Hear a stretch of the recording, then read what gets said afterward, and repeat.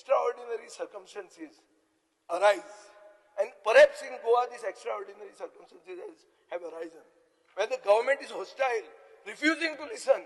आणि ताजे खातीर स्पीकर सर ही परिस्थिती जाल्ली आहा. संकल्प आमोणकराचे बाब युरीन याद केली.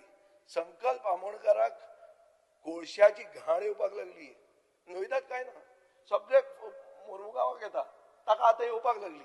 कित्याक इलेक्शन आयलां, ताणें जर नाक बंद केलें, दोळे बंद करूं येता, नाक बंद करूं जायना. कोळसो आतां तो इतलो लो क्वॉलिटी कोळसो अडानी हाडटा आनी तो डोमान बी काय हँडलिंग करना, तो ओपन हँडलिंग करता. 18 फेब्रुवारीक संकल्पान मिटींग केली कावन्सिलरां बरोबर तांच्या, आनी सांगलें आपूण मुखेलमंत्र्या बरोबर तुमकां व्हरता म्हणून. सगळ्यांनी रिझोल्युशन घेतलें फेज आउट करचें म्हणून कोल आनी टोटल बंद करचें म्हणून. आतां मुखेलमंत्री संकल्पाक मेळना काय मुखेलमंत्री म्हणटा ते अडानीच्या वाटेक आनी आपूण पडना तें म्हाका खबर ना. पूण कोंत इतलें की ते कावन्सिलर वचून युरीक नाल्यार म्हाकाच मेळटात ते फुडें पावत ना, ते सायडीन पावत ना. हे मदीं डिस्टन्स खूब आहा and Sankalp can't take them through.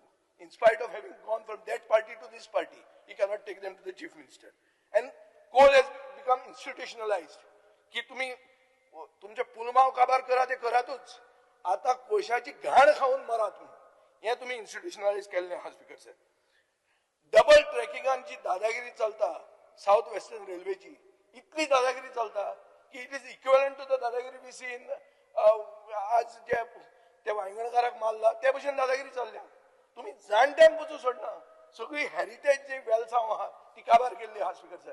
तांचे घराचे फुडें एक्विजिशन जायनासतना फोर्सान काम चालू आहा.